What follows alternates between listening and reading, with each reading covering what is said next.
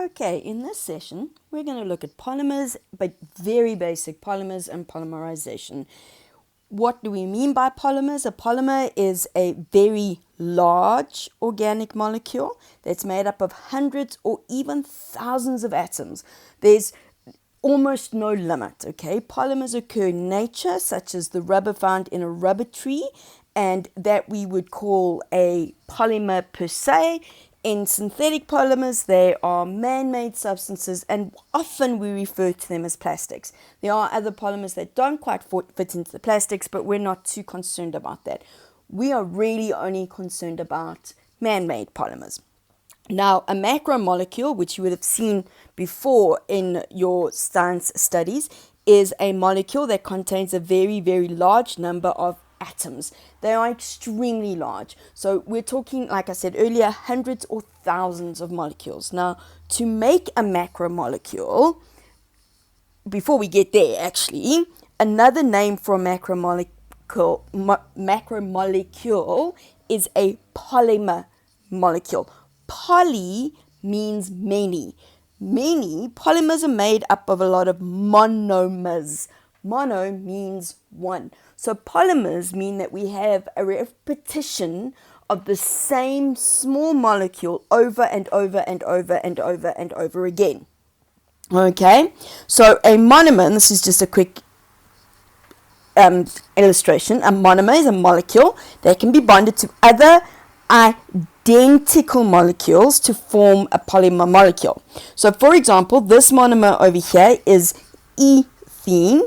Alright, it's hard to see, but there actually are double bonds between each of these carbons, because if you look at them, they actually don't have enough hydrogens if there isn't.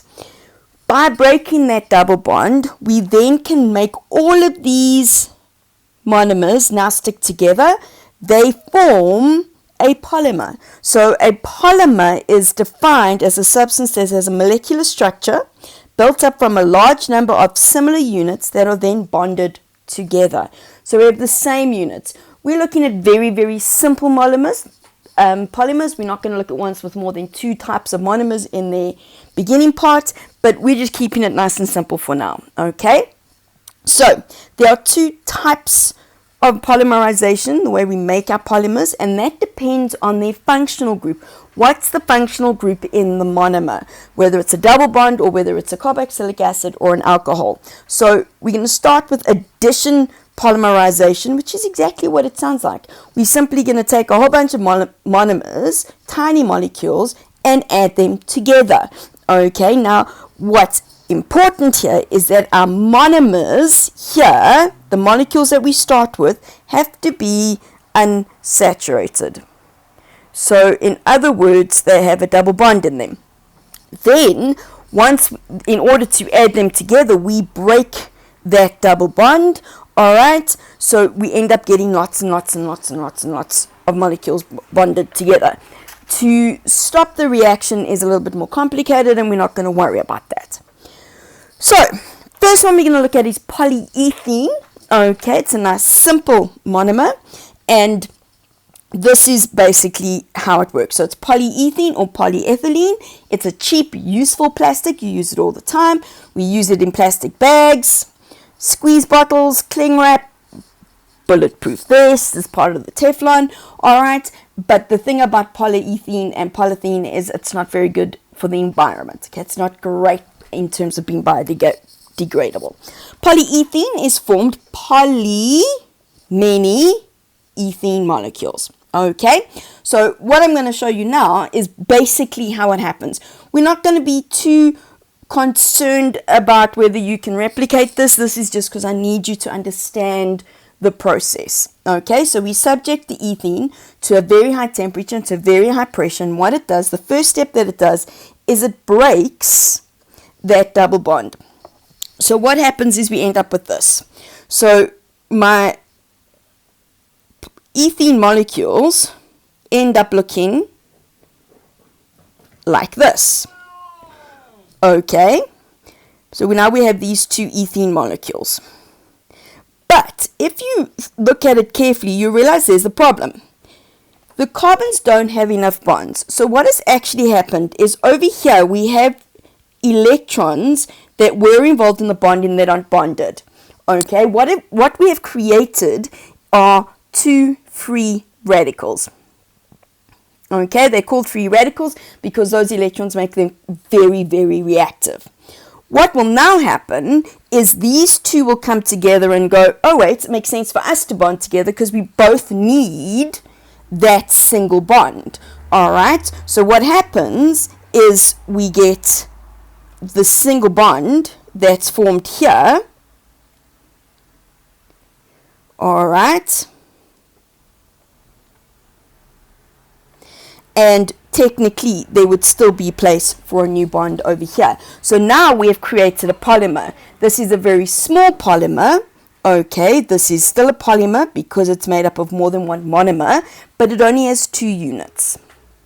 Okay, I haven't put in any hydrogens here because I don't know if that's the end of the reaction.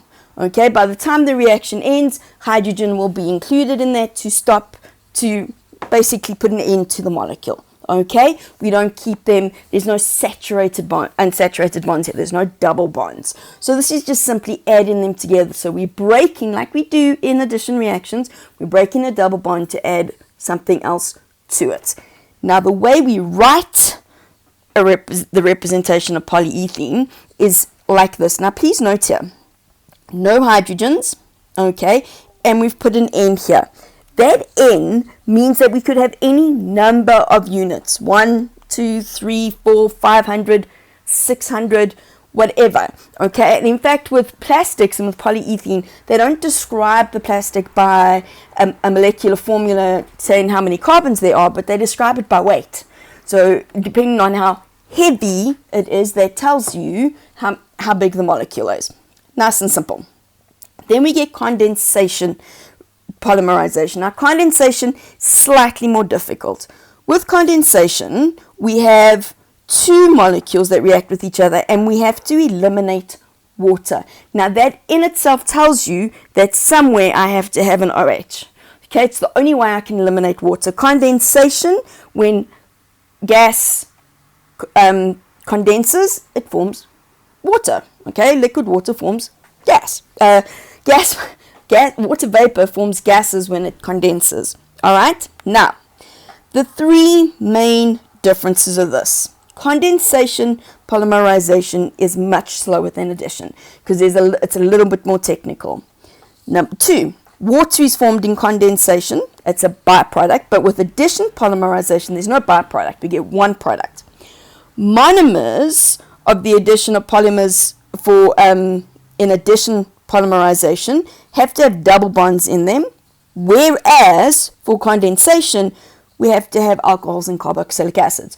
We're obviously keeping it really simple, and then we can add other things. We can have ones that have nitrogens, amides, amines in it, and all sorts of things, but we're not going to worry about that. So let's look at the formation of polyester. Polyester means we're creating an ester. How do we create an ester? We need an alcohol and a carboxylic acid. Now, specifically for this, for a simple polyester, okay, we need a diol. So in other words, we need something like this, where, let's make this a pen. We have a alcohol that has 2 OHs attached to it. Okay? Diol, and they're at the end. Quite important. Then we need a dicarboxylic acid. So now watch how we're going to write this. We have the O, goes to the carbon, that shows one part of the carboxylic acid. Then on the other side, we have the other carboxyl group. In the middle, we will write an R. This R represents any length of carbon bonds. So here it could be another 12 carbon atoms bonded to each other in a single bond. Okay, that's fine. The point is we need to have a dicarboxylic acid and a diol. We're not concerned with what's in the middle here for now. Okay, we're now going to specifically look at the formation of polylactic acid. Okay, because that's quite important. But before we get to polylactic acid, let's look at how these two monomers will bond together. Okay, so that's what we're going to look at. So what we have here is if I take my diol, so here we have our OH, all right. So this is just a basic condensation reaction. Oh, there we go. And then I'm going to add to it my carboxylic acid. Okay, now it doesn't matter what the middle is, we're not going to worry about that. So we have this. Oh, there should be a bond there. I'm just going to keep the R there. What you need to note is the following. Is just like with an ester, the alcohol is going to lose its H.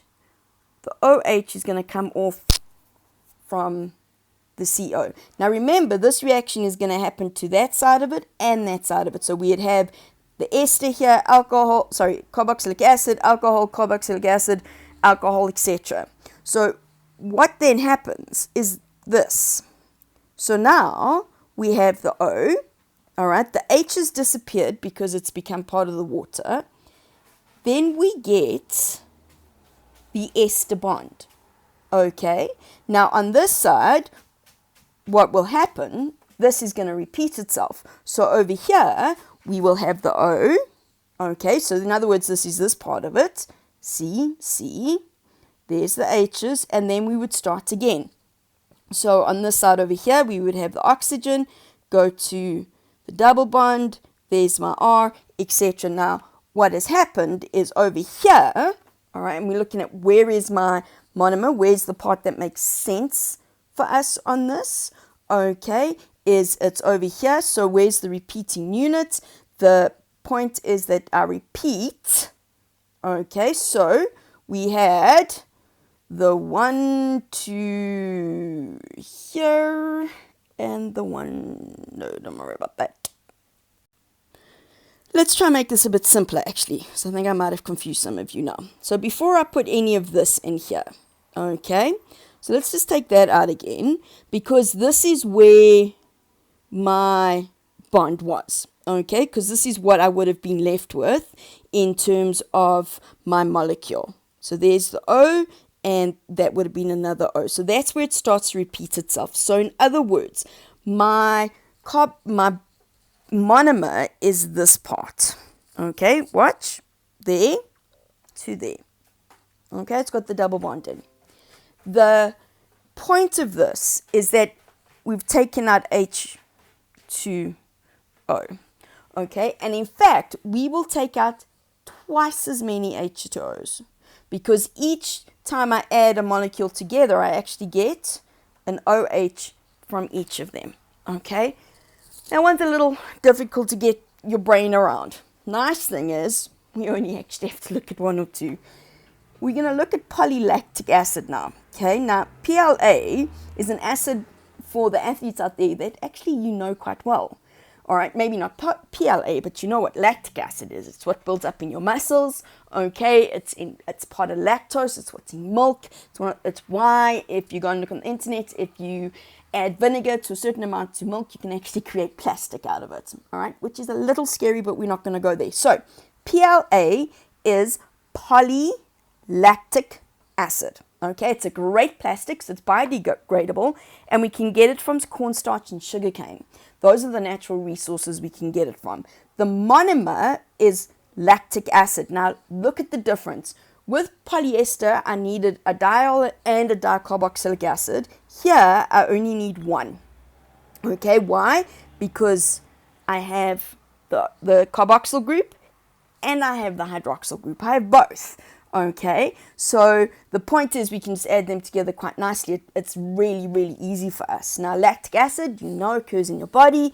Polylactic acid is used in a lot of packaging materials because it's biodegradable. So it is a plastic, but because of what it is originally made out of, because it starts from cornstarch, because of the fact that it's more natural, it's easier to biodegrade, which is great for us. In terms of the reaction, so I've already got this here. Guys, don't get too bent out of shape out of it, because we have our monomers all over the place. Now what happens? The OH comes off the the carboxyl part of it, the H comes off the hydroxyl part of it, just like in an ester. It's still an esterification reaction, it's actually still an elimination reaction in a lot of ways. All right, that allows that bond to happen. Okay, it allows that bond to happen. This here is my monomer. That's my repeated unit. This one's repeated 3 times because I had 3 there, and I would end the ends would end up having hydrogen in them. Okay, all we're doing is taking out water every single time.